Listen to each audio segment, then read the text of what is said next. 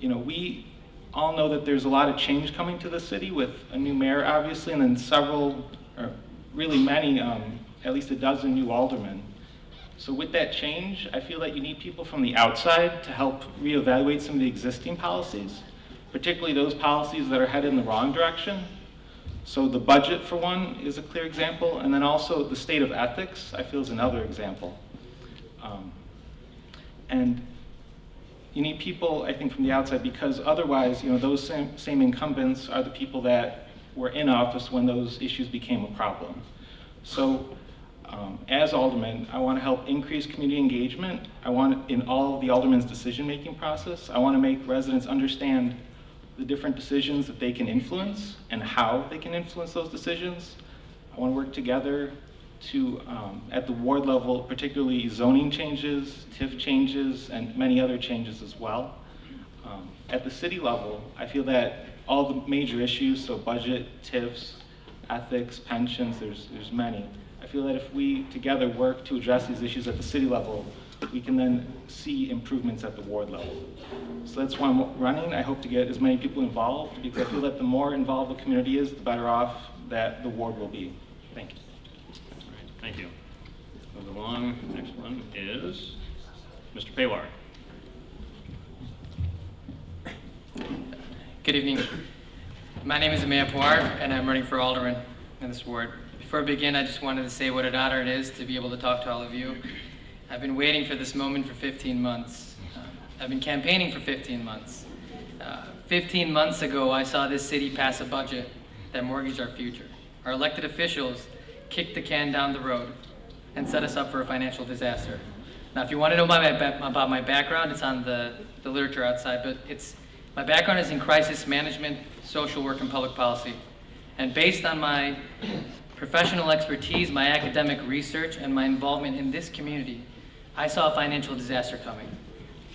This disaster will threaten your home's value, the quality of your schools, and your safety. And so I'm running because I want to prevent that. And so over the past 6 months, I've been going door to door. And I keep hearing the same three things over and over again. I keep hearing, I pay $10,000, $12,000, $13,000 a year in property taxes. And my friends on the North Shore get a neutral education. Their kids get a neutral education. I have to wait for my kid to get into a magnet school. Or I hear things like, I feel like I'm getting taxed out of this neighborhood and I don't have a say. And then lastly, I hear, I'm willing to pay more, but I don't feel like I have a say, and I don't trust the city will do the right thing with my money. So after knocking on thousands of doors, what's clear to me is that the Chicago way, this old way of doing things, no longer works. This approach is unsustainable, and we can no longer run our wards like medieval fiefdoms. So what we need to do is look beyond the borders of our ward to solve citywide issues like poverty, crime, affordable housing, because they do impact your bottom line.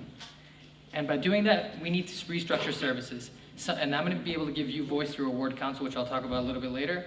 And the idea is we can no longer throw money at problems or resources at them. So in this next election, you have a real choice, and they're telling me to stop, so I'm going to stop. Thank you. Our first possible test of the enforcement procedures. And last, of course, Mr. Reichel.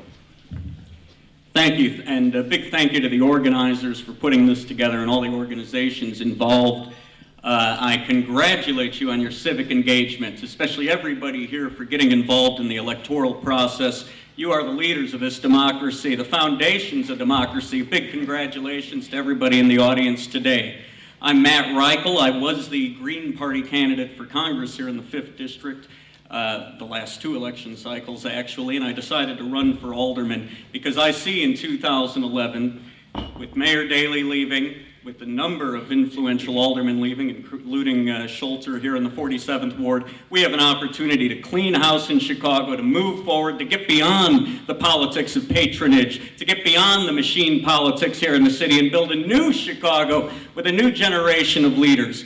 And first and foremost, you have to understand when you vote for me, it's not a new face in the same old ward organization. We are going to clean out the ward organization and build a ward organization based upon grassroots democracy, wherein civic organizations, like all those involved here today, are a part of the decision-making process here in the 47th Ward.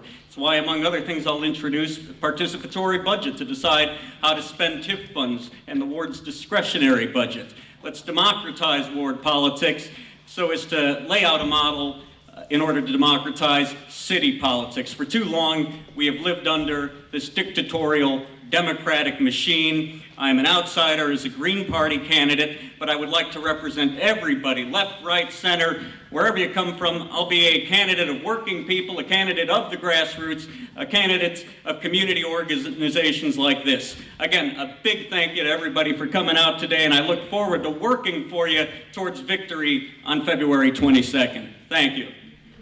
Okay, we will allow one brief round of applause for all 4 candidates' opening statements. And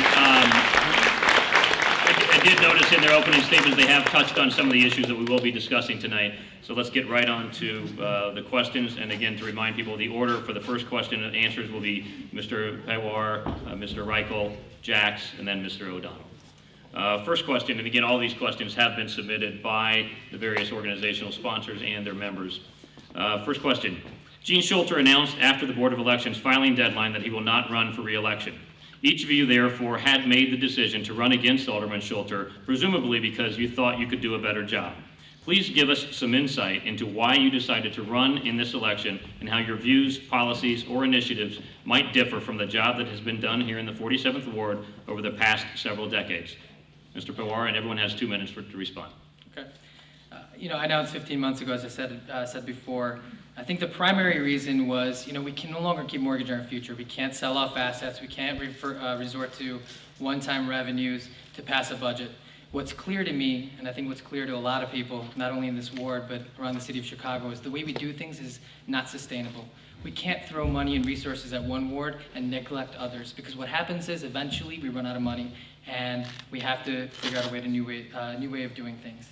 So what I want to do is be a legislator. So that means that we have to move beyond this idea that aldermen are just mini mayors. They're similar to your congressman. A congressman not only represents your interests related to national security or taxes or other federal policies, but they also deliver constituent services. That's the same thing an alderman does. It's just at a smaller scale. And I believe that's what an alderman should be doing. They should be looking at beyond the borders of their ward. Just think about it this way. When we talk about reallocating police from the north side to the south side, that happens when we don't address issues like poverty or affordable housing or crime. It's reactive. We can't keep doing that anymore. If we prevent one family from falling into poverty, that impacts your bottom line, and that promotes upward economic mobility. So the idea here is I want to be a guardian of quality control for municipal services, but also look at the larger citywide issues. It's twofold. Everything is connected. We're one city. Thank you. How much time is left? 30 seconds? Yeah, if you could expand on the heart of, I think, what the intent of the question was specifically, since that we have had one alderman for so many years, was there anything specific about the policies of the past that you would? Sure, you will have a voice. I think the biggest thing is I want to create a ward council. It's a council that is mirrored at the local level. So every precinct will have a say. You will have a vote in development, in TIFs, in menu dollar allocation.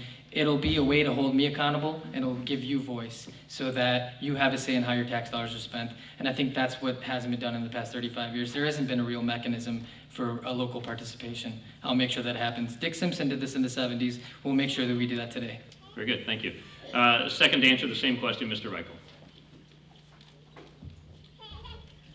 Yes, we all did file before Schulter dropped out of the race, so I guess we're all crazy enough to try to run against the 36-year incumbent. When Gene was first elected alderman, believe it or not, this was a Republican ward, a German enclave that was staunchly opposed to the Democratic machine. And though Gene was a Democrat, he promised to stand up to the machine. And maybe initially he did to a certain degree, but increasingly over the years he became wrapped up in typical Democratic machine politics.